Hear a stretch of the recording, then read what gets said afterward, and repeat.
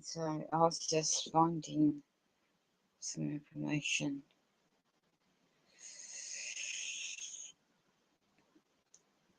Yeah, this is a. I'll see if I can get the website up.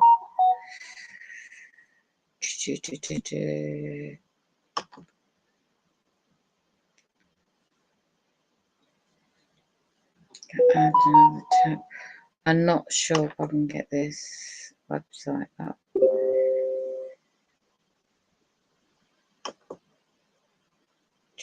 Educateself.org, basically. I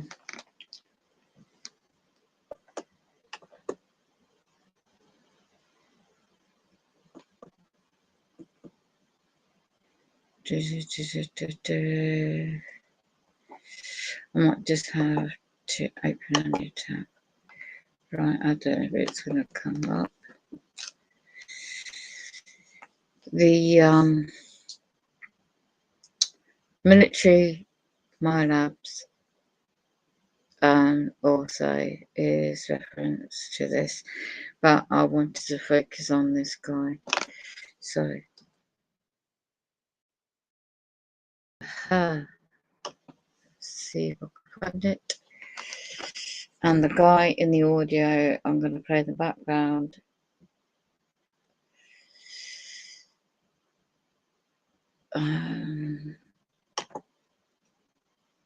I shall find it in a moment. Well, I just said, but I didn't even know the international website, an international list on the dark web of target individuals details I was sharing. And on split end times I got a strike. So I didn't even know about that, yet individuals being targeted are having that done to them offline as well as online. Yeah, I only share something that's knowledgeable, but of course Google Inc. Corporation AI systems took it straight down.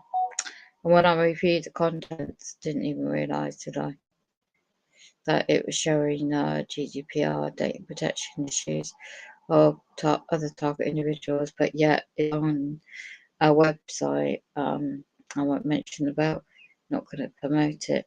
And when I went into Wikipedia of that website, the history of it, I'm not surprised. So Google Links trying to keep people safe that way, aren't they? Because you just don't know these days. Right, this guy I'm looking for. I did find it the other day, but I'm going to dig deep online. Again, it's reference to the implants. The time travel, yeah, I was listening to the podcast earlier. Just got to find his name. Oh, here we go, I found it. It's AIBIELE. I'm going to screen share this name because it's relevant to the Philadelphia Monarch program. The excellent, I'm going to show where you can also listen to the audio. So I'm going to screen share.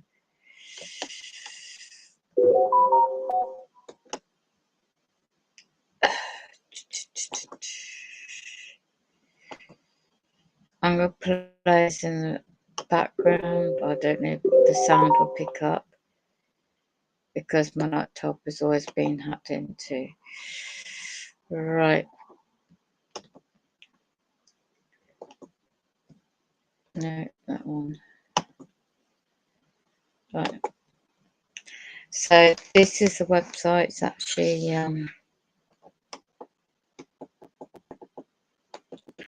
this is an excellent interview,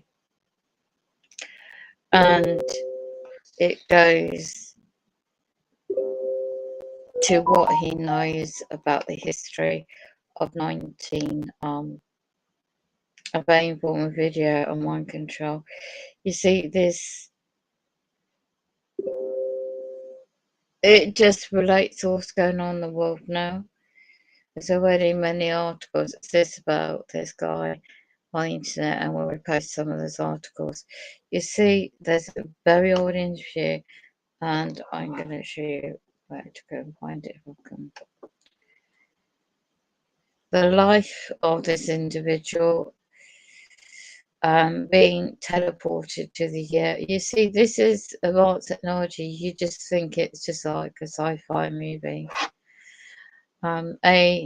This guy already found out that he cannot and will not be arrested by the police when he was taken to custody after being discovered on the Monarch base in the early 90s. One of the more compelling revelations of the private talk of this individual from his 8-hour video autobiography reference to being teleported to the year, get this, 2137, after jumping off the Navy ship ELDRIDGE on August the 12th, 1943, with his brother Duncan Cameron, as the Philadelphia experiment began to spin out of control. If anybody's ever heard of that. On board the ship, AI and his brother found themselves in the future hospital in the year 2137. The hospital personnel and other people with whom he spoke told AI of his great changes and class CATCHLYSMIC events that occurred in the opening years of the 21st century. Wow. So I want to see if you see the Internet of Things will block. But let me just go in to find the audio. Nope.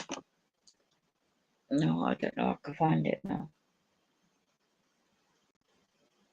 I think I have to go into my playlist on this channel, which I'm going to try and screen share to go and watch it. And it's up to the individual to take what you want.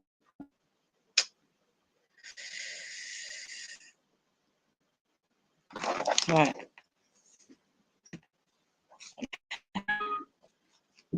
I add to this. Let me just check.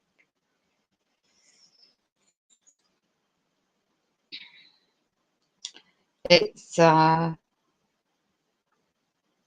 and there's another guy. I'll just find him too. They mentioned someone else. Let's have a look.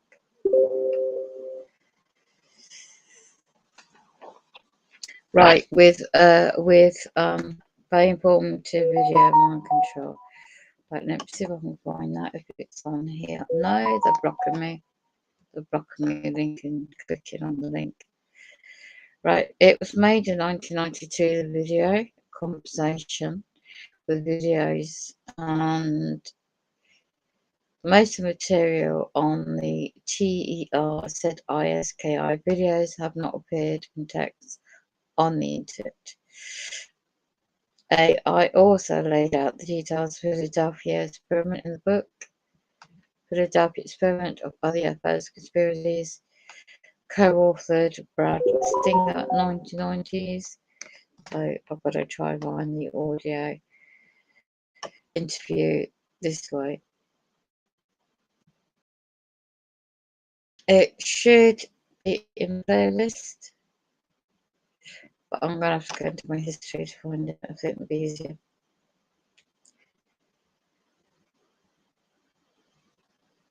It might be here. Yes, it is. Right. I'm just gonna try and stop this. I'm being hacked, so bear with me. Right. this very long interview. Okay, I made it, but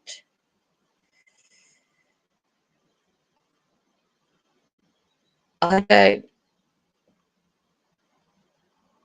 Okay, this is quite. There's 3 videos on this guy's channel, and this first one, second one's important. Right, Richard Bruce YouTube channel. What's the date on this one? It is not made up. So this is what it's titled. So he's uploaded it. He's found it, and he's uploaded it. So there's 2 videos. I don't know if there's a first video being targeted, and the part. Okay, well, these are the non-human subjects it goes on to. So let me just check if I'm sharing that. Quite right.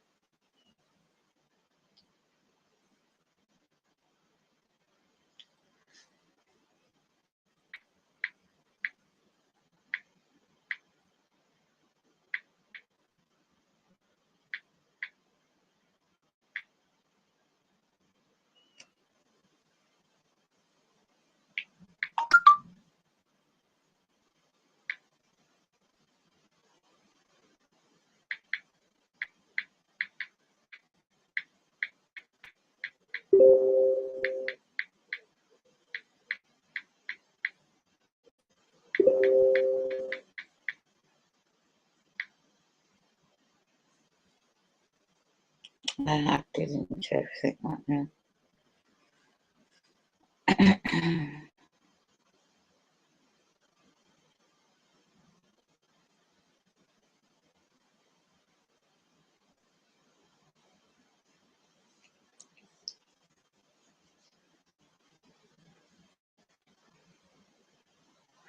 Well, I won't share it. I should just play the audio. Between the two of them, there is a fishing pole standing there fishing with nobody hanging onto it, quite invisible, hands holding it up. This is rather a famous picture, and it is. Nobody knows that. They surely didn't tell you that's where they got their image from. I'm being hacked into Nobody knows it. it. It's changing to that. It's control. Has rather good control over this sort of thing. It's not about but real. Yeah, this is the famous picture. Right. Picture, and we see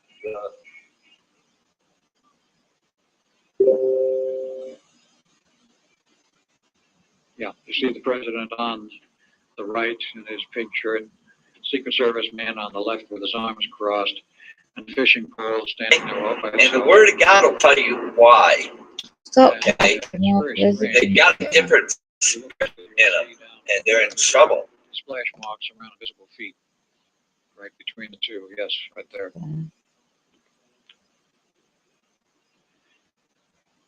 The angle seems a little bit off in terms of the way the poles are fishing, but we don't have the full picture of exactly what bay they're in or where this was and exactly where their lines were actually anchored. For this, I don't want two techniques. One, hardware, or the second one I understand is they can put the human, that is the Secret Service man, through a special processing where without hardware he becomes invisible for about 72 hours. And then he starts to do the invisible man number and start to come back into visibility. And also he gets, I understand, violently ill in the process of back to, quote, normalcy, unquote. Either way, they have control over processes of invisibility. Hangover. You might have a very powerful invisible hangover, and the hangover is not invisible to the person who has to withstand it. This is only one of the aspects of many things which have occurred. One very interesting thing here that comes to my attention is that if all carriers and if all planes are equipped with this invisibility, which basically is also a teleportation technique, then practically all confrontation on this planet become impossible. Because the fact that we can off around the world it will just flipping the number. Flipping the dials and showing up somewhere else. If it's running on the invisibility. Fleet going invisible in the Pacific, off radar, off optical view by private aircraft that could be flying in the area. And the fleet shows up a day later, a couple of thousand miles away, and beaming under completely normal conditions where it doesn't feel like anything has happened. So that changed location. In the meantime, they were totally off full radar, not visible, and could not be tracked in that period of time. They made a quick jump of some type, and we're there. How do you explain this to the sailors? I don't know. How do you explain to the personnel on board the ship that are not in on the equipment? Because these big carrier ship, everybody does not know about the equipment. Only a handful of persons know, including, of course. Maybe this film, the final countdown, gives an idea of how this is explained. They simply said that it was a whirlwind, a cyclone with some time-changing characteristics that moved the ship back in time to the Pearl Harbor attack. Yes, that film purported to be fictional, and they got away with it, you might say, by showing it as a freak of nature. Nature does not engage in those kind of freaks, not so far as we know at any time. My information was that it was a real test. They had the equipment on board. It was the NIST, and they were the first ones to be so equipped. And they went back into the past on direct orders to the day before Pearl Harbor with the intent of whoever gave the orders that the aircraft on the Nimitz would wipe out the invading Japanese fleet before there was an attack and prevent the attack, thereby change history.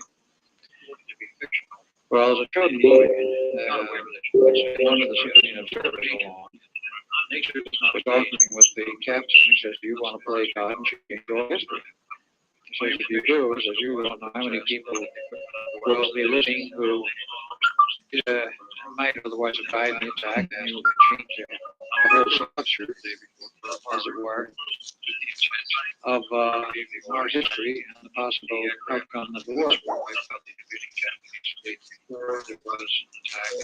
And nonetheless, in the actual movie, the skipper did not want. He started to do that. And the natural phenomena closed in on him, and the attack was canceled.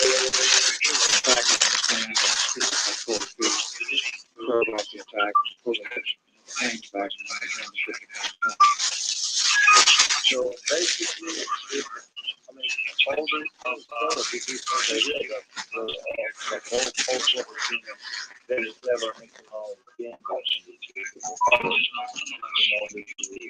Like tremendous amount of funding like projects.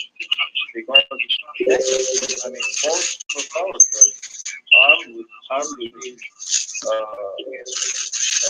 advanced technology. You cannot literally fight the war, or you can destroy the whole planet. But my important point is what they think about the recent revelation in so many places that basically this whole war has been a very clever arrangement between the two superpowers that have been transferring technology behind the scenes. Are you referring to World War II? Or after that. As far as World War II is concerned, I would say yes. There was a great deal of covert transfer of technology, not just before, but during the war. Before the war was not covert. During the war it was covert, and after we seized everything because Nazi Germany surrendered. That is, the Nazi group surrendered Germany. They did not surrender, period. The Nazis never surrendered, which is one of the best kept secrets of history. They merely moved out of Germany and went to Antarctica. They took all their best projects and got away with them. But insofar as the covert technology transfer is concerned, there's a great deal of evidence that there was a continuing covert transfer of personnel. My father was in on some of this smuggling of people out of Germany to the U.S. during the early part of World War II. And with it, some of the technology. Of course, the Germans developed their own time machine in 1945. We developed the equivalent of it with the Philadelphia experiment in 43, and an actual one in 44. Projects have been coordinated from a higher level so that they are not to which one to do it better. That would be true, except for the fact the Germans had no instability project. No evidence they had one of any kind, but there is some partial evidence to the effect that there may have been an attempt by Nazi sympathizers to steal the Eldridge in the final test and take it out to sea and turn it over to the Germans. Or maybe it may have been an attempt by the American power elite to transfer this technology to Germany, as there have been many such cases in history of transferring super technologies to Russia, both the Second World War, during the Second World War, after the Second World War, in order to boost up Germany's resistance. Possibly true. The problem with that is, however, that while at some higher level there was covert cooperation, and during the war, of course, there was a great deal of cooperation between the U.S. and the USSR, and they were given, literally, some 25 pounds of purified uranium before the war was over. The Russians were, and that was the material which was eventually used to develop the first atomic bomb in 1949. But this type of cooperation there was between allies, between Germany and the United States. There was a different story. You had financial interests and industrial interests who were so heavily entrenched in the world's financial structure and in the industrial structure that there were deliberate orders out that there were certain bomb targets in Germany that you did not bomb. And they're not talking about the concentration camps that did not bomb, but the actual industrial targets which were immune from being bombed throughout the war. The question is why? And who gave those orders? Obviously, they didn't come from the Germans. They didn't come from Eisenhower. They didn't come from anyone in Germany or Italy or England. They came from some level above. Where, I don't know. For the case of the German ball bearing that was tripled, that there's plastic stamps and used in American machine, or high-grade American aviation gasoline ship in American ships with German fuel to Germany for the Luftwaffe. Well, that part I didn't hear about until very, very recently. But that is another example of the type of undercover cooperation due to industrial interests to keep the war going. And yes, there was definitely covert cooperation at military levels, which the public didn't know about and most of the military didn't know about. We also have a fine example of the Germans developing jet aircraft in 1939, operational. They had jet fighter aircraft and two-engine fighter craft and jet bombers by 1941-42. And rockets 43, which were ready to go in production in 41. And this was before the British ever heard about a jet engine. In fact, they only heard about it because the Germans were building them. And they probably captured one. And at that point, they tried to replicate it. They couldn't. They went to a different design, which was grossly inferior to the British design that was changed much later. But they did not have the correct design. The Americans understand it, proceeded with the design very much according to the original German designs. Yes, where did they get the... I couldn't imagine. Much of this sort of thing went on. You also had, in terms of some of the more bizarre projects, you had attempts in Germany which were becoming quite successful at mind modification, not strict mind control, but mind modification in terms of indoctrination, which was used by the SS masters to indoctrinate the SS troops in the special rooms where they were being pinged by 27 kilohertz high frequency energy off the special loudspeaker systems, which hit them in the rear of the head. I would like to add a little comment here on the transfer of technology, and then we will turn to mind control. It's very interesting to notice, according to a study by an American professor from a major Ivy League university, I think it was a Princeton University professor, that studied Russian armaments industry from the 20s all the way to the 50s. And in his monumental academic work, he, among other things, he noticed that 14 out of the 15 munition plants in Germany at the start of the Second World War were in Russia. 14 out of the 15 munition plants in Russia were built by German technology, German money, expertise, know-how, engineers, and management. And even to these days, the AK-47, the Kalashnikov submachine gun, fires with bullets that are the original German Mannlicher bullets for the rifle the Germans had during the First World War. So basically, the Russians fought the whole Second World War with munition produced in German munition plants. After the war, I've heard stories that, for example, Rolls-Royce sold a whole factory for jet engines to Russia because the Russians were way behind, even behind the British, and the British were behind the Germans. Just in time for the Korean War. So the whole Korean War was fought with big planes that had their engines built in a factory somewhere in Russia that was delivered by Rolls-Royce. Later on, I've got stories about the whole nuclear submarine being to the Russians secretly in the 70s to boost up their submarine fleet because they were lagging pretty much behind. And so this Cold War confrontation was not very real. Everybody in the Pentagon knew that the Russians are behind in submarine production, so funding could not be appropriated by Congress for new construction. Or way back in the late 40s when the Russian ambassador stole a nuclear warhead, a nuclear bomb, and smuggled it out of Washington in his suitcase and onto the plane. All these things do not happen by coincidence or through sheer geniusness of the Russian secret services. They are cleverly orchestrated and arranged on a higher level, conspiratorial level, higher than the leadership of the CIA or the KGB, in order to coordinate this Cold War and to have the two adversaries basically equally strong so that money could continue to be appropriated by both the American Congress and the Supreme Soviet. And this has been going on for all these years. My personal feeling is that behind the scenes, a massive space program of the two superpowers with the cooperation and participation of other countries is being going on. And what we see in Star Trek as a fictional reality is probably a Monday, everyday, 9 to 5 jobs for a limited select group of elite intelligence personnel and elite scientists in both Russia and the United States.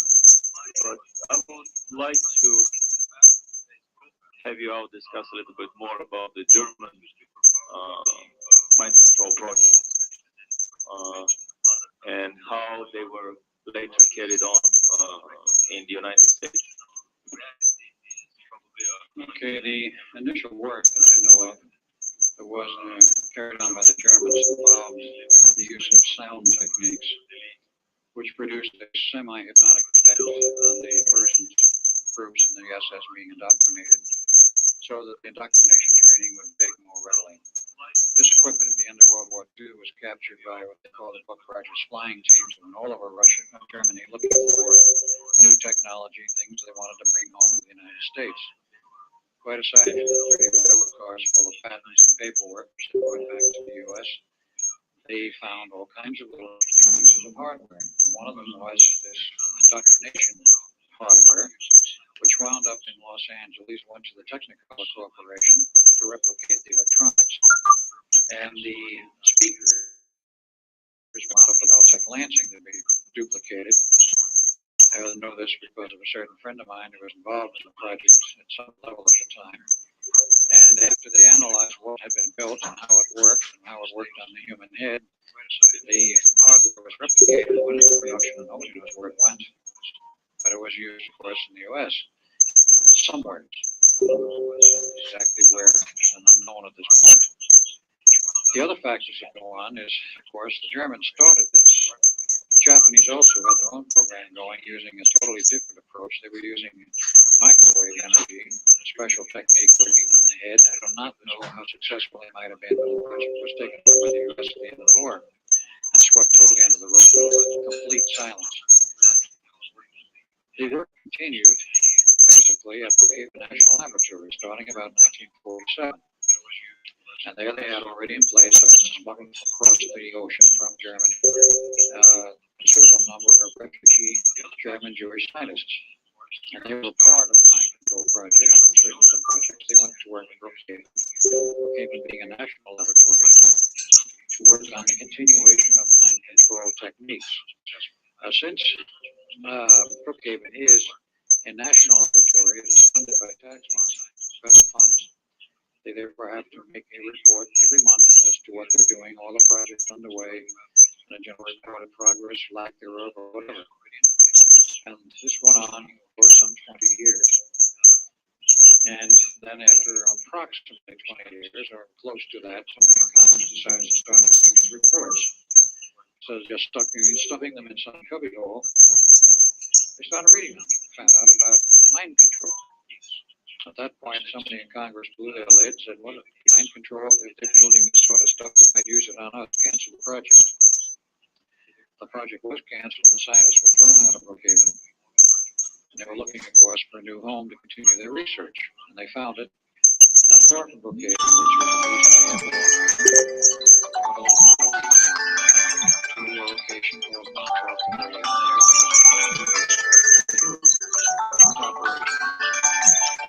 An army base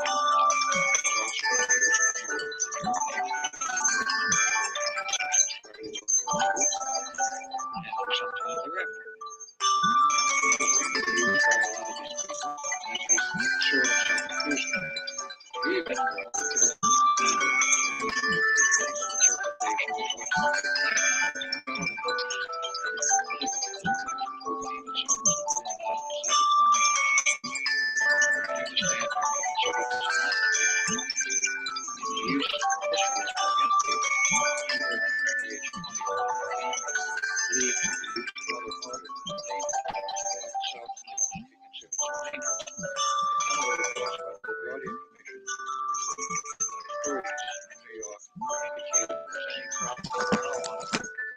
from some of these other drugs, and they were then, at that point, wide open usage. There was no control on them in the 30s in the U.S. or elsewhere, to my knowledge. The controls on these were only established after World War II and would not come down as a tight, hard control with the controlled substance laws we now have until 1965. It was that late. That, of course, included LSD and many of the other mind-bending drugs. Cocaine was not in that category. These people used it regularly as an energy booster and to sharpen their wits, their mentality, and possibly meditation. Definitely some of these compounds, particularly peyote, as one example. LSD is a synthetic, but peyote was a natural derivative from the peyote mushroom. Was definitely used and still is used by the American Indians as part of their rites, but it has been used by many people experimentally in the past as a means for expanding the human consciousness and looking into other areas beyond the normal physical reality. The government couldn't have this for one simple reason. They were interfering with the CIA's MK Ultra program and certain other programs the CIA was involved with, which involved mind manipulation. And if you get somebody with an expanded mind, with more awareness and more understanding, you'll be able to see through these other programs. But if you cut off the means, right, if you cut off the use of these materials or their availability, then you're not going to be able to take a better look around you. You might not be able to find out that your mind has been tampered with on one of the government projects, which were rampant in the U.S. and Canada. In Canada, from the CIA, from the late 40s onward, as basically the chemical drug aspects from the early to mid 50s. And MK Ultra was only one program, there were many others. You also had other programs underway, which started in 47, went on through 52, for finding the basis for changing the memory structure, changing the personality, completely and totally if the CIA or whatever agency wanted to do this. And these programs were instituted by Dr. Wilhelm Reich in Rangeley, Maine, in 1947, when he signed a 5-year contract with the CIA to do research, which was, according to what he was given to understand at the beginning, the initial point, the CIA was, quote, interested in two aspects. One was development of psychic ability, learning it means to improve or enhance psychic ability. The second part was they wanted to find a means to deprogram people who had been programmed. Well, they didn't state that to Reich, but he soon found out that's what they wanted. And he blew his stack and falsified the experiments. Right. He found basically the means whereby you can totally reprogram the human mind that will and change its structure, its intent, the memory patterns, the memory functions, commands being built in to control that individual so they were no longer a free agent, even though it might be under the impression they were. Certain command methods could be used to have that pre-programmed person on command do something which had already been programmed into them by CIA, NSA, or whoever was using these techniques. This was all part of the mind control programs of the 50s and the 60s and the 70s. And this stems from basically German work and from some Japanese work. The Japanese work comes in to picture later and say on with using RF techniques, microwave, and satellites. But this required a great deal more research in between after the beginning programs of the 40s and 50s. Wilhelm Reich threatened to expose the whole business to the public, and he was then hauled into he attempted to haul him to court once in 1954. He refused to show when he got away with it. He sent a letter to the judge. But he was inherently unhappy with what he had been used for and said he would never work for the CIA again. In fact, all of his lab personnel were armed to the teeth to keep out one particular government agency, and that was the FDA. If the FDA personnel ever showed up on any of his lab property, orders were to other government agencies cooperated by. It was very interesting for me, the connection that you were discussing between some certain impersonation techniques by Indian yogi, that's what they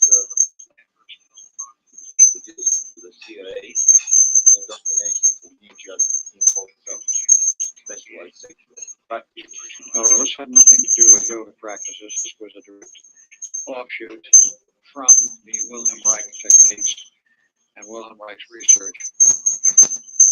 Basically, I will not go into the whole 9 yards of it on camera, but basically what Reich discovered in a 5-year period from 47 to 52 was that there was a great relationship between the mental functioning of the human and sex in the orgastic state, as he called it, and that he found that in the orgastic state, if you could hold that point where the person was about ready to have an orgasm, but not have the orgasm, you were held at a peak point of nervous excitation.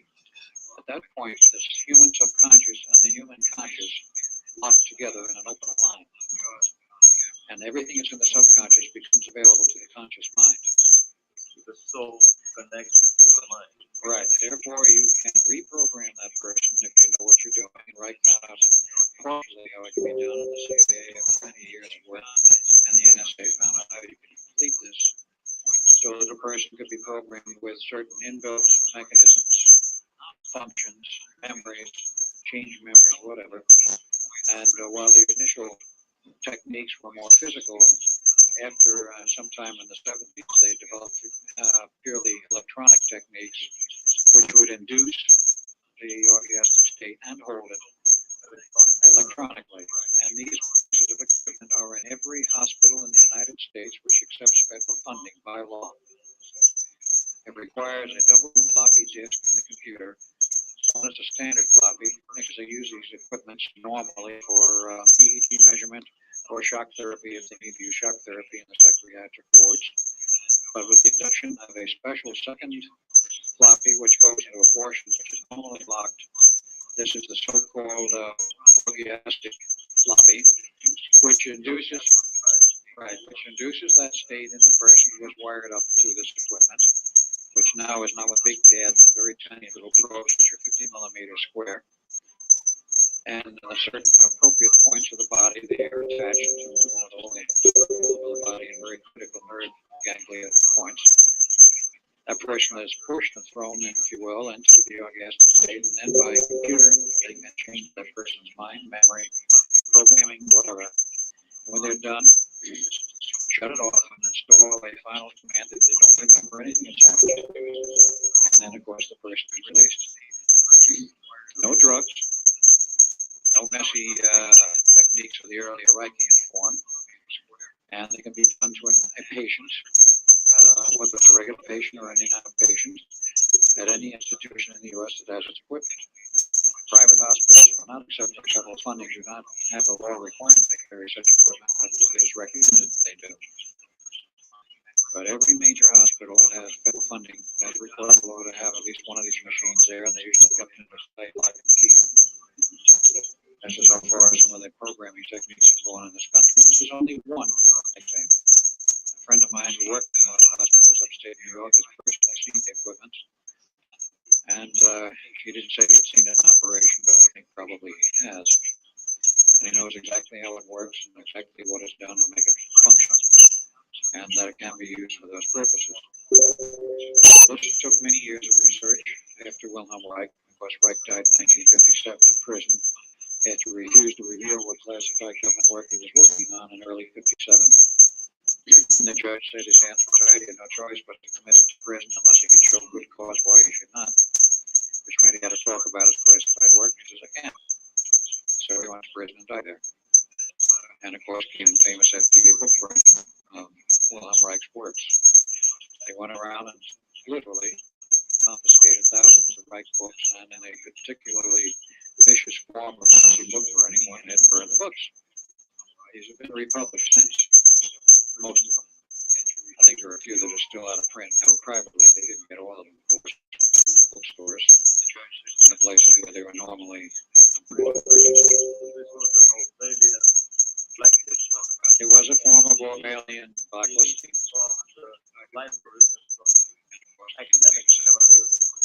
Right. He was showing in all of his published works, which was not only his journals, his Journal of Orgonomy, but all of the various magazines, the books he had written and published, which were many, about a dozen. They were showing the function of orgone energy, not only in terms of the human body, but in terms of the atmosphere, weather control, smog, the relationships of smoggy conditions in the Earth's atmosphere, how it was related to the loss of orgone energy in the atmosphere, and so forth. And, yes, that's very true. Radiosondes, as they call them. And these radiosondes, believe it or not, were designed initially and built in redwood form by Wildenreich in Maine. And they were shipped down to that neat little laboratory in Long Island called Brookhaven. And there they were beaten into production forms, and that's how they could produce them by the thousand, fairly inexpensively. And they did. You know, Preston bought maybe the entire stock in the United States surplus because they were banned at a certain point in time from being used. And the government didn't want the secret out that they were modifying the weather, not measuring it, because ground receiving stations were not built. Or they built as the transmitter. So what do you do with the transmitter if you have no receiver? Well, you're doing something else. And they were. They were modifying the weather on an experimental basis. And the bigger units were capable of steering hurricanes. The AMT-6 started out with a little box, an AMT-2, then a slightly larger one with a white plate. Bubble on the top, shaped with a point and a round section. And this AMT-4 was a little more powerful. And you use that as a more advanced form of weather control. This was the earliest model, the AMT-2, which comprised of this white portion. It had the same antenna in it. It was run by a battery pack. And the rest of it was a different kind of a box structure, which contained some elements.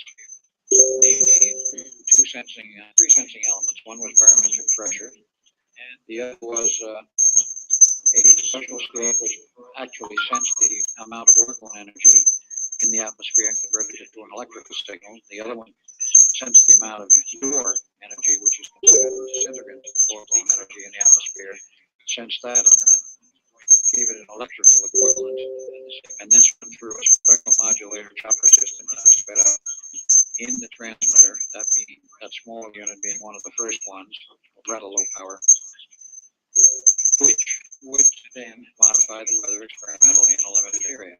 They went from smaller to bigger boxes and finally to the big AMT-6, which in its final form, which you can hardly find anymore, was in a cylindrical tube, stood about this high off that diameter,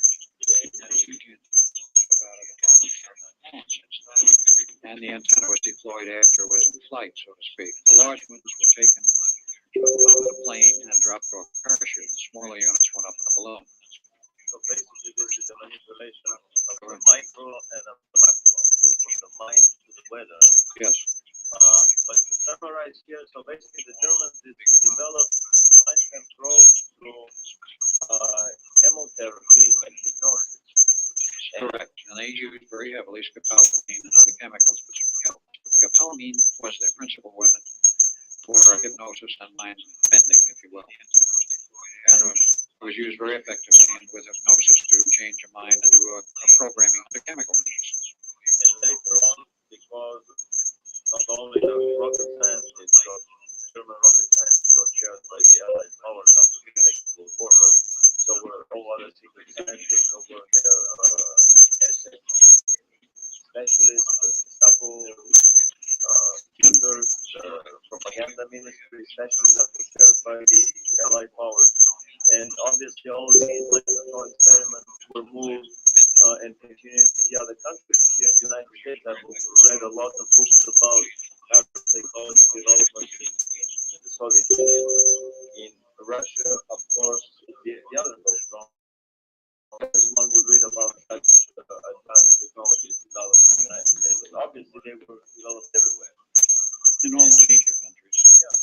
And so here, on top of the chemotherapy and hypnosis, obviously in the United States were developed the other two methods, namely with quantum microchips and with some microwave radiation. Yes, the earlier form of electrical stimulation using orgone Reichian techniques was one. Then they came to another technique under the more advanced mind control techniques, which that was discovered by Preston Nichols sometime in the 80s. He found out about the other technique they were using, which was used and implemented at Montauk, Phoenix Project. It consisted of a more or less standard low-powered radio transmitter. He replicated the whole system as an experimental test. He took a 250 watt surplus radio transmitter operating at high frequency range, which says between 3 and 30 megahertz. Designed a special modulator for it, and then had a tape recorder, which had a tape recorded on it, which said, in essence, quote, anyone hearing this message will call such and such phone number. And that phone number happened to be a Long Island phone number in the home of a friend of Preston's. We didn't use his number. Now, the criteria of this thing was none of the victims were you have and did have a radio receiver. What they were doing was broadcasting second order energy, which the human mind picks up and decodes directly. As if you had a radio receiver. The human mind does have a radio receiver operating at second order frequencies. Basically a telepathic type receiver. And you can make it work just as well with an RF transmitter or radio transmitter if you know how to do the proper modulation on it. Because what you're doing with a tube type transmitter is you are already emitting not only ordinary electromagnetic waves, which is first order, but secondary, fourth order. And there's not built to the vacuum tube, but do not built to solid state. Correct. And what they did, turn this thing on and let it run for maybe 8 hours a day for about 3 days. He wanted to find out, Preston wanted to find out if this technique was valid, i.e. would people hear it in their heads. They did. They had a tape recorder, automatic answering machine tied to his friend's phone number for about 3 days. They received over 600 phone calls from all parts of the eastern seaboard of the United States as far away as Florida. They finally went through them all and found that there was actually about 200 separate individuals. Someone called several times because this message was on the air about 3 days. It stopped them because of the fact that somebody in the government found out what they were doing, located the transmitter, which is no problem with the FCC, with all of their plans, and pulled off the transmitter. Next thing that happens, the tapes are recorded and the telephone system disappeared. And then sometime after that, the gentleman who let it home to use for this little experiment disappeared himself. But he proved the point. You can program a person, condition them in such a manner that from a specialized radio transmitter, they can receive the signal directly without having to carry a little box in their pocket. The only box they need is a working brain up here. They'll pick up the signal and decode it. And if they're already preconditioned, this is the key, they must be preconditioned by whatever programming is put in. They're preconditioned to hear this signal. You see, everybody is calling it. Only people who've been preconditioned. They hear the signal, they go up to the phone, they call whatever number they're supposed to call, and then what can happen from that point is, which did not happen in this case, but what can happen is that some respondent, whether it be a machine or a person on the other end, will provide a secondary trigger which will untrigger the whole program, which this person has buried in them. And then they become the robot, the automaton, whatever to do whatever they're doing, like mass killers, schoolyards, or on the tops of the Belfry Tower at UFC Berkeley. He was a famous case there where this guy went up there, gunman went up there with a rifle and shot about 15 people. Good well then. And you have the famous case of Sirhan killing Jack Kennedy. He shot wildly. He hit Kennedy with one bullet, but it was proven forensically that the bullet that killed Kennedy never came from Sirhan's gun. It came from somebody behind Kennedy, firing from less than 3 inches from behind his right ear. And that man was, of course, one of the guards. He was a substitute that day for the regular guard. They planned these very carefully. But then they have to have a patsy. So Sirhan was the patsy.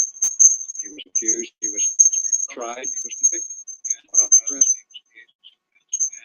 He probably never did any severe damage to him at all. Then you have, of course, the more famous case of John F. Kennedy, where they said a single gunman, single bullet theory, which has been so thoroughly exploded in recent years. There were at least 3 assassins. Some of the films show it, and some of the private photos show it. And of course, poor little Mr. Oswald, ex-CIA agent, was the patsy, and they sacrificed him for a police setup to call him the gunman. If that wasn't enough, of course, the basement of the police station in Dallas, Mr. Jack Ruby runs forward and pulls the trigger and shoots Mr. Oswald on national television. He didn't die then either, by the way. He died on the operating table later. They made sure he was dead on the operating table. And he said himself that his Oswald didn't kill anybody. He never pulled the trigger. He wasn't even on the 5th floor. And that shows very clearly in the movies. These kind of mind manipulation techniques are everywhere. The problem is you don't know who is pulling them or what they intend to do with them or how far they intend to go. What would you comment on the implantation of microchips into the human brain for the purposes of listening to the sounds around the person, maybe even getting visual signal from what the person sees, to from one point on turning the big master switch and assuming control over that being and actually commanding it what to do. In one of last year's issues of the Mutual UFO Network journal, the UFO journal, there was a very good article of about maybe 24 papers in official academic medical journals about implantation of microchips into pets and human beings, human brains, for the purpose of mind control. Some of these papers were from the early 60s, which means that more than 30 years of such research has been going on. This is a topic very important in the field of ufology, with all this mind implantation by the little grays going on. And it has been my suspicion all along that many of these techniques have been in the arsenal of the government, and so one should look first of all into his own government and then into some aliens doing this massive implantation. Rumors are that from 1 in 40 all the way up to 1 in 10 from the United States population have been implanted. Well, if you go into the history of this type of mind control by signal, by internal control, you go back as early as 1960 when Dr. Delgado was experimenting with implanted chips in the heads of bulls, and he proved in Ring in Spain, I think Barcelona, that a charging bull could be stopped in its tracks by flipping a switch on a little electronic control box on the radio transmitter, which affected this chip buried in the bull's head. The bull, like a radio control model. similar to a radio control model, except he was doing a very simple signal transmission, which caused the bull to turn aside, and it was set in some manner, which made a very effective control of the bull. He lost his anchor, or he was just directed to turn aside. It was publicly demonstrated, and that was only the beginning. Nobody has been able to find out exactly what Delgado did since then, but of course, you have the spectacle of the CIA continuing, and as microchips were produced, you have had implants which have been found in people's heads by the proper high definition, not radar, but X-ray systems, and also the MRW systems, or MNI. They can also find these chips. But you have more than one class. The initial class was probably developed by our government, possibly in conjunction with alien technology, and possibly strictly on their own. But then you have certain documentary films, which the Japanese have produced, showing after interview of people and putting them through CAT scans, they can show implanted devices directly in the brain.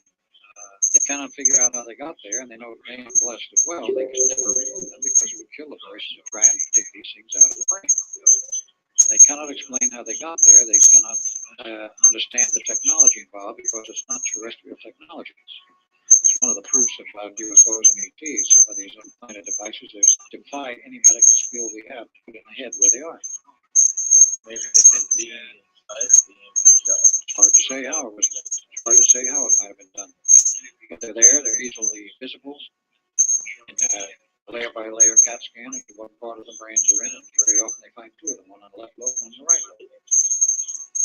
What effect they have is unknown, because it's not been detected in some of these cases that the individuals had particularly erratic behavior. But the technology is there and the technique is there, and where the line ends between U.S. government hardware and control and alien technology and control is very hard to say. But this is, the evidence is they're working together. They're working together. Exactly. Going to the Phoenix project, one of the aspects there, of course, was mentioned the radio device, radio transmitter for human people. Brains properly set up will pick up the signal and respond. You have other types of technology which are being developed as a result of the continuing work at Phoenix, at Montauk, elsewhere. Because you must also know that there were 25 stations, every stage station converted essentially to a Montauk type operation. So they didn't all stay online. Actually, only about 3 left. And how many other projects buried elsewhere are going on? We don't really know. We know of 2. ITT Corporation, who was the contractor for all of the hardware for Montauk, that was for the Phoenix project at Montauk. We also had some ongoing side projects. Brentwood, Long Island, existed for many years, actually since sometime after the turn of the century, an overseas communication system known as the K Radio Overseas Communications. About 1966, the system was brought out by ITT. No, those were standard, ordinary communication using regular transmitters. Only they had a bank of about 52 transmitters there for different frequencies that were set up for continuing overseas communication, which was voice, teletype, fax, and everything imaginable, both black and white and color fax.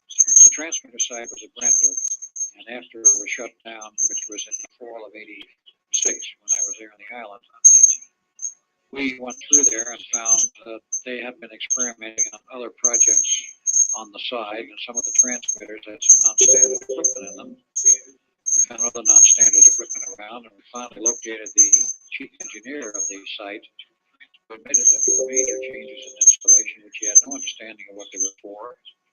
They had the regular traffic, and they had direct tie-ins to ITT laboratories in Nutley, New Jersey, through dedicated phone lines direct to that site for inputs that he had no idea what they were. So it was totally controlled from ITT Nutley.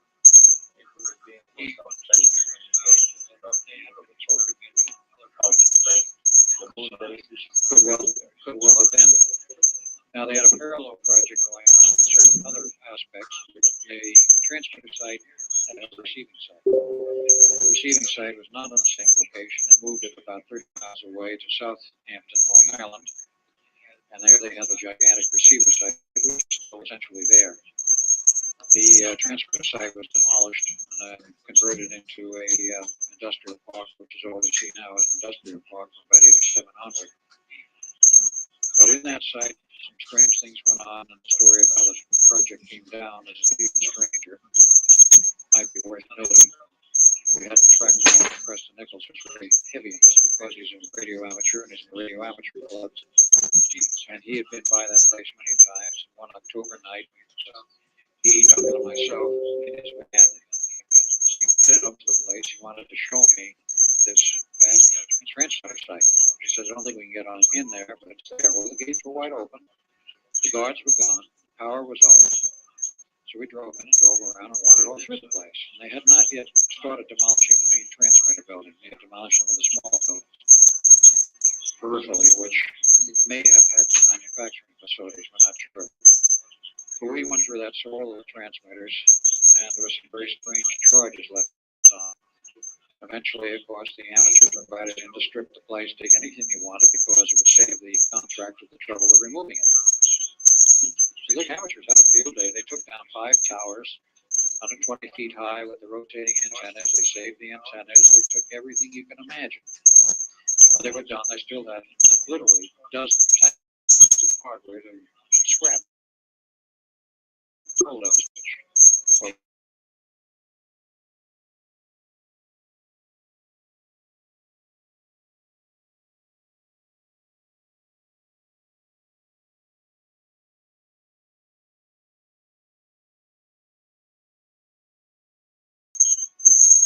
About a very strange occurrence in one night in September, actually Saturday. ITT had planned to shut this facility down on a permanent basis because they really had a little more use for it.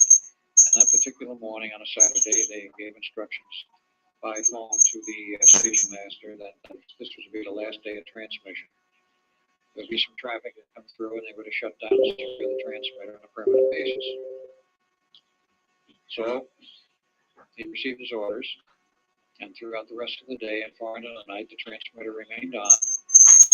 And was receiving traffic, and nobody at the Nutland or New York could figure out what was going on. They had orders to shut down the station, and it was not shut down. It was accepting traffic and transmitting. So they sent somebody out from New York to investigate. He arrived that night and started to go on base, took one look and said, I ain't going on this place. The transmitter building with all of the transmitters, which was quite a large structure, was glowing with a blue glow over it. Something which was totally abnormal. He wouldn't walk on the base. The whole was surrounded with PhD fencing and all of this. He wouldn't go on the base at all. He went to a telephone and called Nutley and said, there's something very strange going on here. I refuse to set foot on base because of this very weird blue glow, and it just doesn't seem normal at all. Attempts from Nutley to contact any of the personnel on the base in the latter part of the afternoon, the early evening, futilely, had no answers on the phone. So they said, okay, don't go on base. We'll come by with the crew in the morning and shut down the power from the substation outside the operating area, which they did. And then they went on base. Nothing wrong, everything appearing perfectly normal. All the equipment was there. 12 people on that base earlier in the day had vanished completely, were never found. Not a trace. I finally had to tell the families of these people that disappeared. How they handled it, I don't know. But about 3 days later, they fired up the equipment to see if there's anything wrong with it. They found nothing wrong with it, whatever. Every piece of equipment on that base operated properly, but nobody was there. So ITT shuts down and a little head scratching finally says, okay, we don't have anything more to do with this place, get rid of it. So that was when the order came. They found somebody who was a developer of industrial properties, brought it lock, stock, and barrel for $5 million cash. They finally found out how much they paid for it. And ITT told him, you get everything. He says, we don't want all this transmitting gear. He says, you got it all. We don't want it. It's your problem. That's where it came, the famous office of the radio amateurs to come in and have at it and take anything they wanted. And they did for 2 weeks or 3 weeks. And of course, eventually everything was torn up and transmitters were destroyed. The buildings were leveled. I was there when they were doing it. And the underground facilities were so extensive underground rooms. It was so strong that they supported the bulldozers without bending at all. What they did with that, I don't know. But they eventually cleared everything. It's now a large industrial site. There's no trace of the old transmitter side towers. The buildings on the site. That story was weird in that whatever was going on at that station, apparently the station or something connected with it wasn't about to be shut down. So into the blue went about 12 people. Somewhat amazing what happened in Montauk. But there was a different phenomenon. That's all the strange things that have turned up in Long Island in the process. This reminds me of the additional byproducts of the Philadelphia. It's almost way back in the 40s when human was doing all these extra elders and then somebody else has another series. Everything in Greek wall. Then the barroom fight against human that came out from nowhere. Yeah, those are all interesting stories. The one about the barroom fight is documented. I do have the newspaper clipping finally, which documents group sailors coming out of, as they put it in the paper, the rear room of the barroom, fighting and engaging in a brawl and involved themselves customers in the bar, and bar stools were overturned and things were damaged. He estimated $600 worth of damage, which was quite a lot of damage in 1943. And the MPs and the SPs were called, and the police and the shore patrol hauled off the sailors. And Navy said they would repair, pay for the damage that was done. The only problem with the story was there was no back room on the bus, nothing but the wall. It would appear that these sailors came out of the wall, probably connected with the Philadelphia experiment. We don't really know. It's never been run down for the ultimate answer as to where they came from. The other story I've heard once, and I've not been able to get any data on it, is that about the same time, a sailor, an American one, turned up buried in a brick wall someplace in Italy. Quite dead and discovered. The body was kept buried in the brick itself. And this was very reminiscent of the others. The four bodies were buried in the steel, two horizontally on the deck, and two vertically in smoking the walls.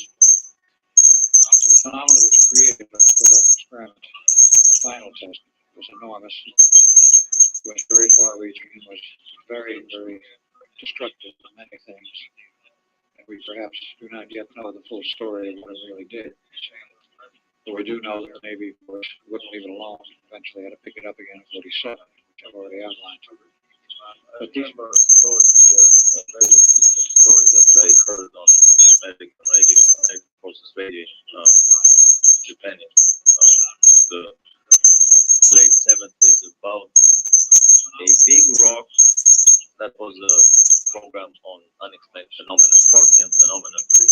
One night, a big rock, a huge boulder appeared out of nowhere in the middle of the city square of an American city on the East Coast. Next morning, all the city elders gathered. The rock was so big they couldn't haul it in a truck. They had to cut it in pieces or dynamite it. Scientists were called in, and one of them said, "Oh, maybe this is a materialization of some material out of a different dimension." And I said, "Nah, different dimension. I left school. That was almost 20 years ago when I have absolutely no idea about time travel, about different parallel dimensions and so on." Yeah, the Fortean phenomena were absolute taboo in Eastern Europe, and still are widely unknown.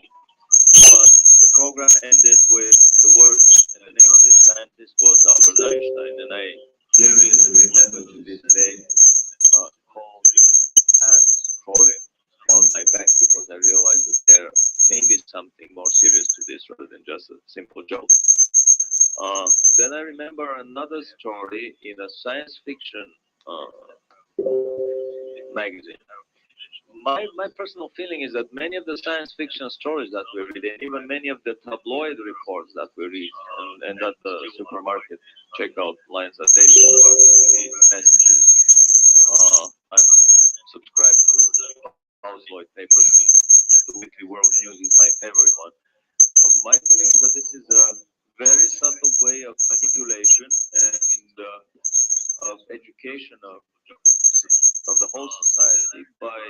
It works on a principle similar to the immunization of an organism with a weakened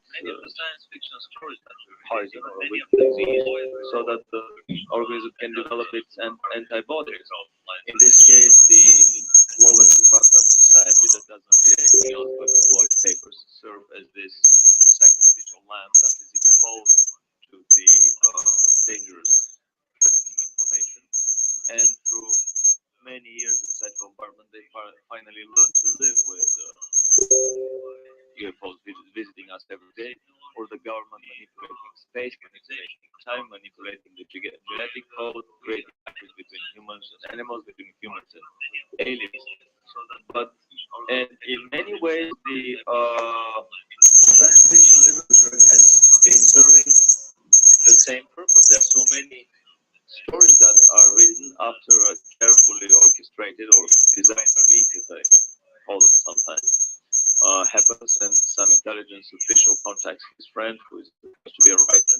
A nice best-selling story or short story or novel appears on the market after some time. So in this science fiction story, two British constables discovered one night a talking head that was appearing, protruding out of the pavement and smiling and talking to them. A little by little, more and more human appeared out of the pavement, out of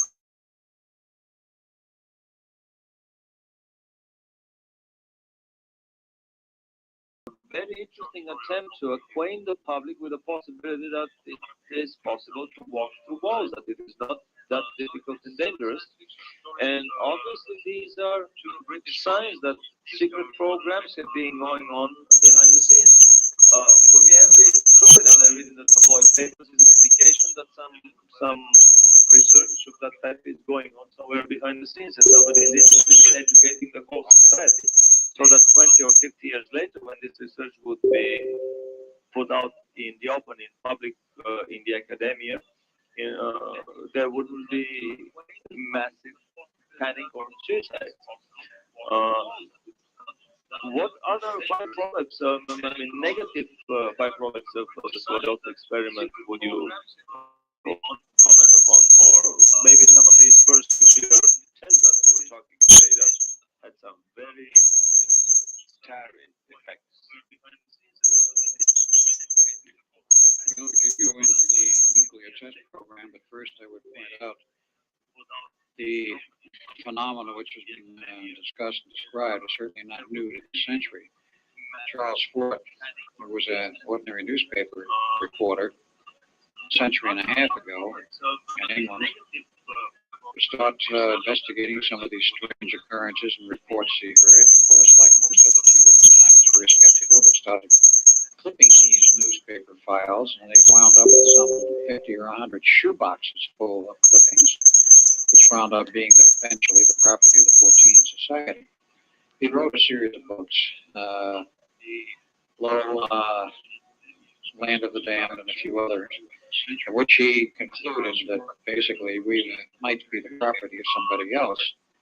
But he documented so many of these strange occurrences, like frogs falling out of the heavens, fish falling out of the heavens on the ground, and other strange falls, even parts of bathrooms, of sinks, and what have you, angel hair, animals, just coming out of nowhere. There has to be an explanation, but none could be found at that time, and the scientists just ignored it. These things have been going on through quite a period of time, and they're not new. But this sort of continues, and then we have the bottom balls, which may have been induced by hardware that we control. Who knows what caused these other phenomena 100 years ago? We came on to the period of the nuclear energy, where we dropped the bombs in Japan. We had atomic tests in the Pacific in 1946-47, which were essentially ordinary atomic bombs. I use the term ordinary advisedly because it kept growing in size and power. But in 1952, with Edward Teller having created it, we were ready to test the first hydrogen bomb. And in 1954, they tested the second one. And what I remember, my dates are correct, is the second test they had an enormous problem with. They decided on a 3-mile-long tunnel to instrument the rate of propagation of the explosion. And Brig kept the instrument with very precise equipment, because EG&G instruments all of these tests has from the year one and still to this day. No one else will or can, because they control the patents. In any case, all of this very nice equipment was built, and measurement equipment, time zero markers, and so forth, and high-speed cameras. So they detonated the device, and as the photos from Life magazine showed, and some of the movie films they showed, a mushroom started to form at the island where the device was in the building, and all of a sudden it was full-blown covered with mold of the island. The measurements down the tunnels they expected would take about 18 microseconds for propagation, if c is the maximum speed of travel of light or anything in this universe, according to Einstein's theory.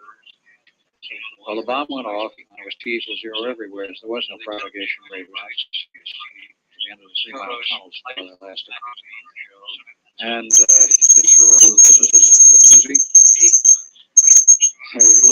out the physics books and say, well, we're back to square one, we start over, and none of the physics we know works or means anything anymore.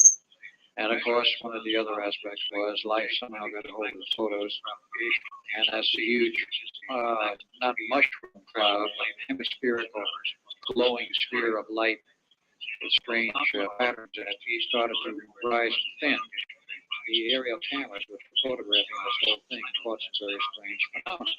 And you could see from the camera, and the pictures were published by Life, that through fireball into what was apparently another universe. We were seeing stars. I never forgot that when I saw that one. And it was the issue of Life, and I found out later from channels Life was almost put out of business over that. They were very severely reprimanded. However, they didn't even know how they got a hold of the photos, but they did, and they published it, which I think the public has a right to know, but the military didn't feel the same way about it, particularly the AEC. Right, who cares about the public seems to be the attitude. They never detonated another hydrogen bomb. That's the simple reason. 54 was the last one. They scheduled one for 56, but it was never detonated. They canceled it because it would be an underwater test. They decided, in view of what happened in the 54 test, where not only did they lose the 3-mile tunnels, but the entire island was vaporized, and it went down, burning and boiling down to bedrock, and of course burning and boiling in bedrock for 3 days afterwards, until the ocean water finally damped it out. They started a chain reaction in the rock, by certain scientists are so warned, and others said, oh, this can't possibly happen. And those who poo-pooed it, of course, were those who ran the tests, and they were performed, and they found out it can happen. They were afraid that the thing would happen that they each night was ready walking the old They were afraid of this for a simple reason that H2O is the most common substance on Earth, the most common compound, and it's everywhere. And if somehow they were managed to start a chain reaction in the water itself, they would go through the entire oceans everywhere, and that would be essentially the end of the Earth. They did not, fortunately, set off such a reaction, whether it's damped by minerals or whatever else, I don't know, but they were fortunate that that did not happen. So all further tests were banned, and then, of course, the Russians started their H-bomb test. They were afraid of this. Exactly. They had their one and only test, which I believe was about 1959. And they expected, according to the reports which came even from cruise ships, they were about a 30 megaton yield. They got a little bit more. Something they would never admit how much, but it was in excess of 100 megatons. And the Russians said that they never set off another hydrogen bomb again. It was totally out of control, as far as they were concerned. Their mathematical models and predictions, the so-called nuclear theory was a pile of garbage. They don't really know what's going on, and I know personally and physicists published 125 papers. I used to teach at USC Berkeley who said the same thing. He said the nuclear scientists have no idea what's going on. They don't know what's going on in the nuclear processes, period. That's from a nuclear physicist. famous explosion on an island in the sea. Basically, the North Atlantic ocean. It was so powerful that it broke the needles of the seismograph on the horizon. The earthquake basically was so powerful. Well, that one I did not hear of. I'm sure you don't hear of everything, and that's why it's necessary for people to get together and compare notes and do networking. Today, the networking via computers is what's getting information around faster than it can be stopped, because you cannot stop the network that the computers are on. It's nationwide. And all of the little computer bulletin boards, which are maintained privately. This kind of information does get out. Back in the 50s, there were no computers, computer networks, it had to be verbal. You were very interested when you mentioned that there are systems, rumors, and even comments by some major critics of the time included that the two devices that they sold are German. This was alluded to by a German who was writing or connected with a book that was published in Toronto, Canada, outlining the history of the UFO development in Germany, and also making some passing reference to the nuclear program that Germany had ongoing during World War II. And it was known, it was found out after the war was over, it was known that the Germans had developed and had built a number of atomic bombs which were in their arsenal and apparently never used. And they were working on a super bomb of a totally unknown design, which they were going to plan to use on New York or London, probably maybe London, or New York, whichever they chose to wipe out first, which according to the reports, a single bomb about the size of a pineapple was sufficient to wipe out the entire city, which is to say it was more powerful than the hydrogen bombs which were yet to be invented. But this was known. Very possibly, that's about the only thing they could do. The German technology was so advanced beyond ours, it's unbelievable, and it's unbelievable that they lost the war. They did. And perhaps better for all of us that it did happen. But the technology was very advanced, and they were into these areas. Now, the reports were that this was allegedly admitted by Oppenheimer after the war was over, that the two bombs that he dropped in Japan and Hiroshima and Nagasaki we did not build. Because we had an extreme shortage of plutonium. There was not enough plutonium to cover the head of a pin in May of 1945. And which was when Germany surrendered. It was May of 45. Yeah. And by the time we came around to dropping the bomb in 46, there was a lot of time in between. It's August 45, okay. There was a few months in between, and it was in that interim period they suddenly were able to develop a bomb which was dropped, actually not dropped, tested at Trinity, New Mexico, allegedly the first nuclear device was built. And within a few weeks after that, we dropped two bombs on Japan. The question is quite well asked. If we were so short of nuclear materials, they had enough uranium-235 to build bombs, but those were the huge devices like Fat Man, Fat Boy as they called it, which required a gun barrel to bring the two charges parts together, a howitzer-type barrel, and especially made by the Navy. And it was not a particularly high-yield device. It was rather sloppy, but at least it proves the principle. The question is, did we carry something like that over Japan, or did they drop one of those? And it was later claimed the Nagasaki bomb was actually a plutonium bomb. I can't prove it at this point, but I do know there were enough records in Los Alamos, where I was at the end of the war, to show that the Germans had developed quite a few nuclear devices, and I was not unknown there at that time. What is your explanation of why? I would say there is no good explanation unless you totally modify your view of what Hitler's real character was, his real nature of the person. He's been painted, of course, by many news media, continuing to this day, of course, as being a monster, a person without any feeling or heart, who's out to conquer the world. All of the records today show he was not out to conquer the world, and there's the actual military aspects of the weapons developed in Germany are very peculiar. They would not release a weapon into general use in the German military until they had already produced the countermeasures in that weapon. There is no countermeasures of any type not at least known at that time or now. That is, after the bomb is triggered and set off, there is no countermeasures. The only countermeasure is that you don't set it off. It may have been for that reason that Hitler refused to use it. As this is speculation, of course, at this point. If he had it and he was losing the war, why didn't he use it as a military weapon? He many times ignored the advice of his own military high staff because he got into the area of the Aryan racial considerations, the racial superiority, and when the British were on the beach at Dunkirk waiting to be evacuated back to England after they were driven into the sea, the German High Command wanted to kill all of the British because, after all, there were soldiers and there was a war on, and it's about 500,000 were prime targets, and legitimate targets in terms of war to be eliminated. They could eliminate any army in the field. Hitler interceded and says, no, you will not attack them, you will let them escape. They're Aryans, you don't kill Aryans. That was his thinking at the time. The British survived, of course, and some Australians and others with them.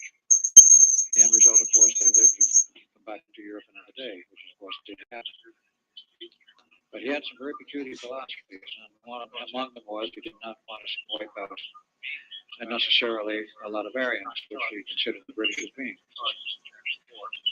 So one has to take another look, no matter how difficult it may be, at some of Hitler's philosophy and find out where his head really has, because he will not get through current propaganda or the ongoing propaganda for the end of World War II or during World War II.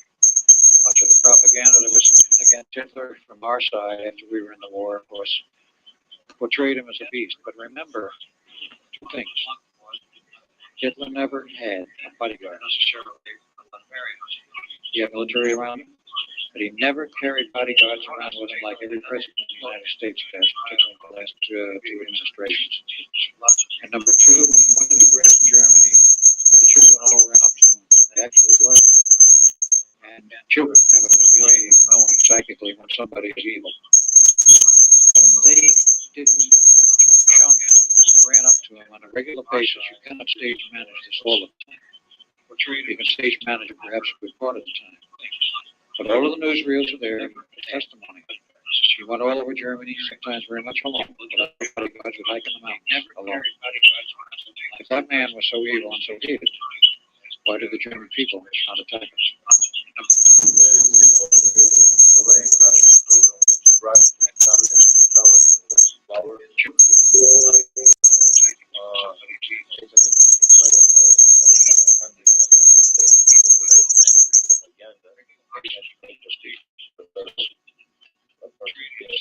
Father of the nation.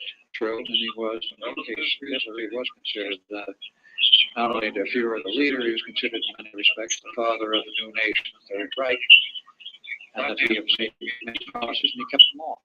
Namely, guns and butter, he pulled the nation out of poverty, and then rebuilt the nation. He did all of these things, regardless of how he did them, he did them. And regardless of the concentration camps, the people who were dissidents, he did reunify Germany and keep his promises. And he also kept another basic promise, which was the reason why he achieved power in the first place, was he promised to throw all the Bolsheviks and all of the communists out of Germany, and he did.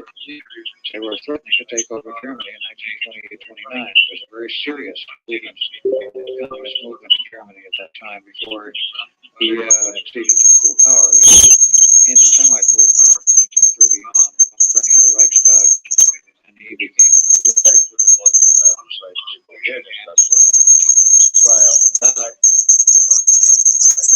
that part I would know. Another whole story. That's right. Other than the Bulgarians were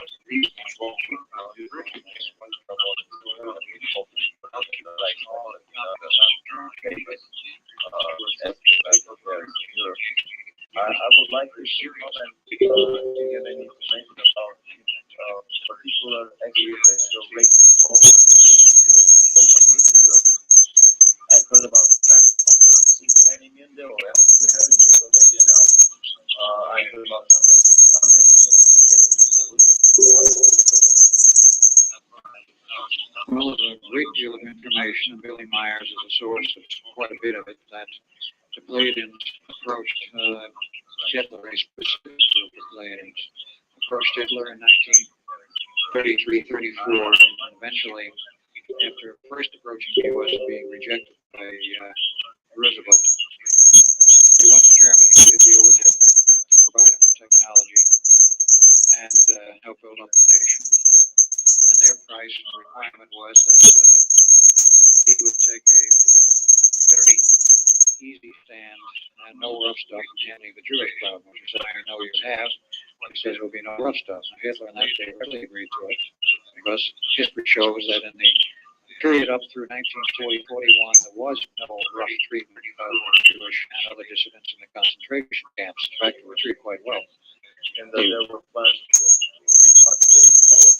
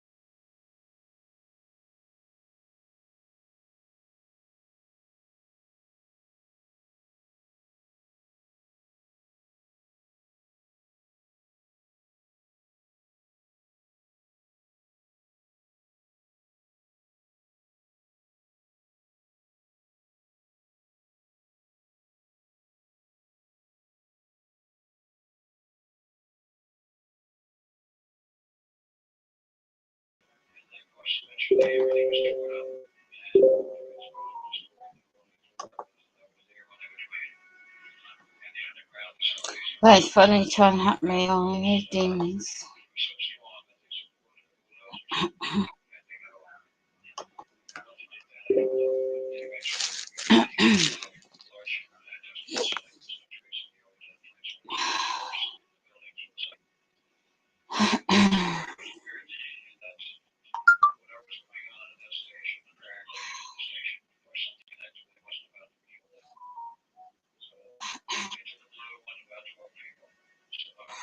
Well, hacking this time, so.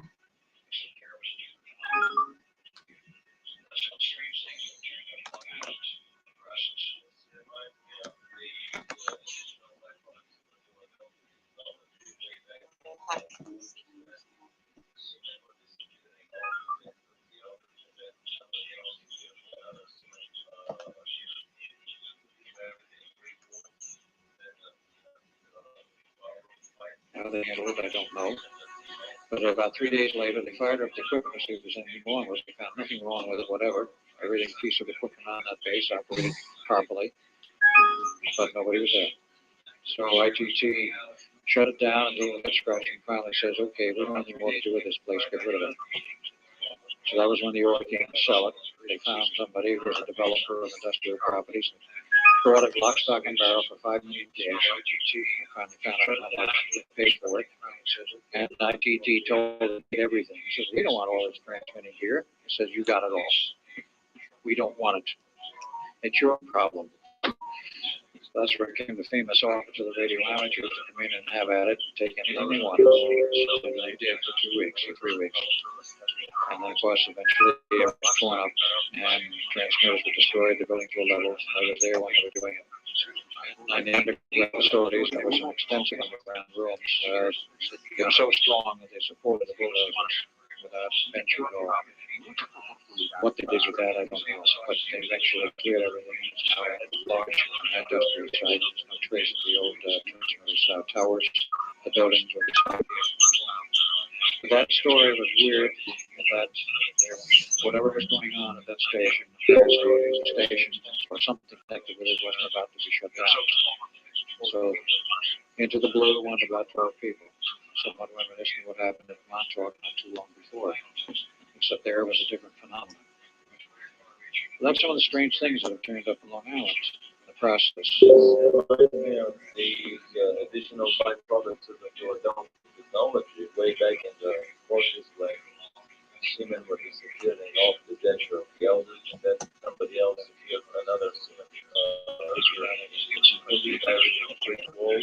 then the room fight, yes, human that came out of nowhere.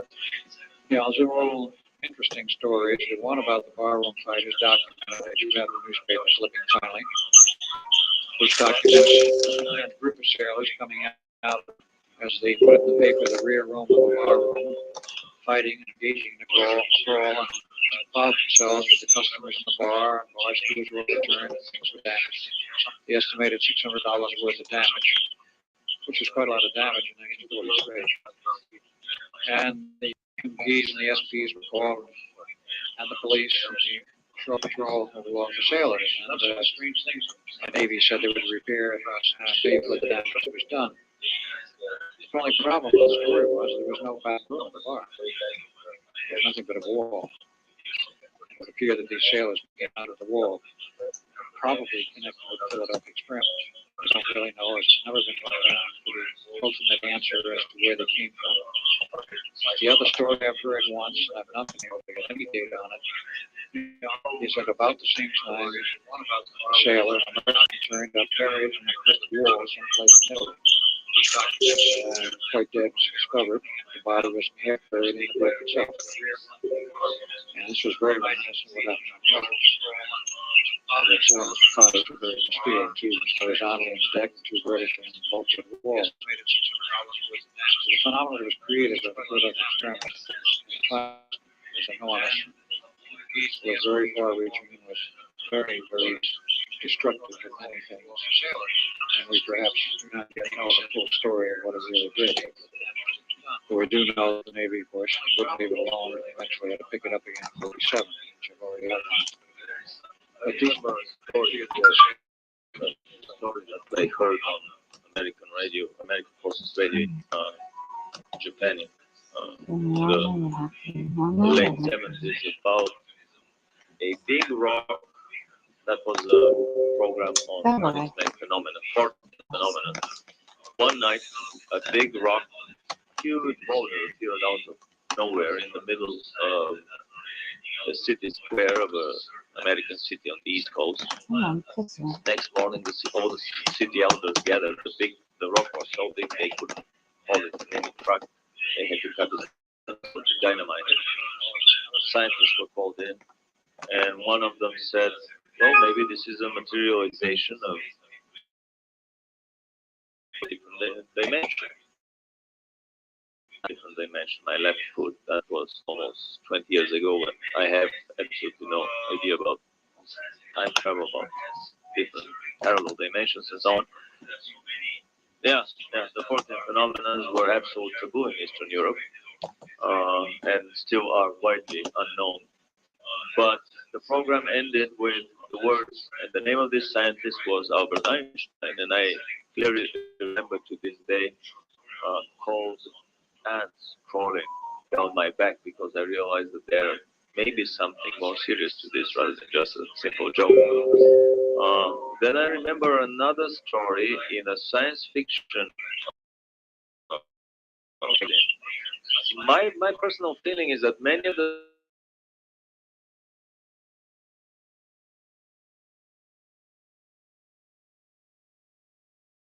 with these messages subscribe to most of the tabloid papers. The Weekly World News is my favorite one. My feeling is that this is a very subtle way of manipulation and of education of the whole society. It works on a principle similar to the immunization of an organism with a weakened poison or a weakened disease.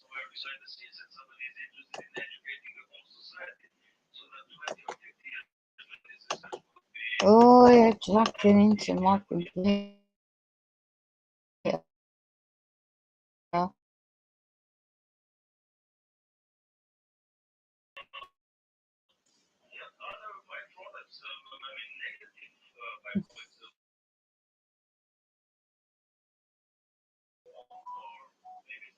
Send me a page.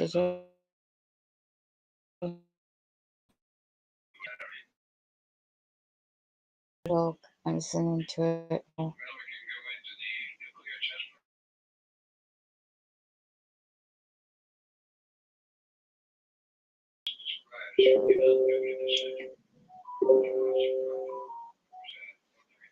You hack into our main internet, but at least I can hear it play.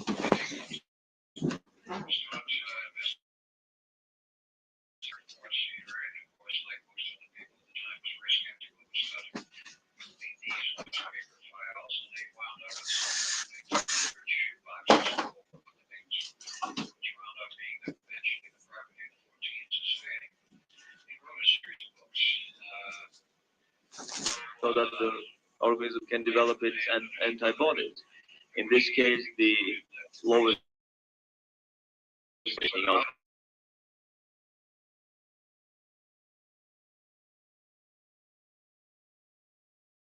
information, and through such bombardment, they finally learn to live with UFOs visiting us every day, or the government manipulating space, manipulating time, manipulating the genetic code, creating hybrids between humans and animals, between humans and aliens. But in many ways, the science fiction literature has been serving the same purpose. There are so many stories that are written after a carefully orchestrated or designed sometimes happens, and some intelligence official contacts his friend who happens to be a writer. Nice best-selling story or short story or novel appears on the book on the market time. So in this sense, two British hospitals discovered one night a talking head that was appearing, protruding out of the pavement and smiling and talking to them. A little more and more, all half bodies and whole bodies appeared out of the pavement, out of bricks, out of walls, out of ceilings, out of everywhere. So this is a very interesting attempt to acquaint the public with the possibility that it is possible to walk through walls, that it is not that difficult and dangerous. And this is such secret programs have been going on behind the scenes. Every story that I read in the tabloid papers is an indication that some research and such type is going on somewhere behind the scenes, and somebody is interested in educating the whole society, so that 20 or 50 years later, when this research would be put out in the open, in public, in the academia, there wouldn't be massive panic or fear. What other byproducts, negative byproducts of the Philadelphia experiment would you comment upon? Or maybe some of these first nuclear tests that we were talking today that had some very interesting carry effects. Well, regarding the nuclear test program, the first one was about the phenomena which has been discussed and described, is certainly not new to this century. Charles Ford, who was working in a newspaper reporter a century and a half ago in England, started investigating some of these strange occurrences and reports he heard. He started looking at these newspaper files. They found 50 or 100 shoeboxes full of clippings, which wound up being essentially the property of the 14th Society. He wrote a series of books, Land of the Damned, and a few others, which he concluded that might be the property of somebody else. But he documented many of these strange occurrences, like frogs falling around and other strange falls, even parts of bathrooms, sinks, and what have you, angel hair, animals, just coming out of nowhere. There has to be an explanation. I found at that time, the scientists just ignored it. These things have been going on through quite a period of time, and they're not curious. But this sort of thing continues, and we have borrowing balls, which may have been produced by hardware. Who knows what caused these other phenomena 100 years ago? When we came on to the era of the nuclear energy, where we dropped the bombs again, we had atomic tests in 1946 and 47, which were essentially ordinary atomic bombs. Use the term ordinary advisedly. It was ruling inside power. But 1952, Teller having created it, we were ready to test the first hydrogen bomb. And in 1954, they took the second one. What I remember, my dates are correct, was the second test, they had an enormous problem. They decided to make a 3-mile-long tunnel to instrument the rate of propagation of the explosion. And the aircraft instrument was very precise. The BT&G instruments all of these tests as in year one. Today, no one else will or can because it's so bad. Running case, all of this very nice equipment was built, measurement equipment, top zero markers, and so forth, high-speed cameras. So they detonated the device, as the photos from Life magazine showed, and some of the movie films have showed. A mushroom started to form at the island where the device was in the building, and then all of a sudden it was full down.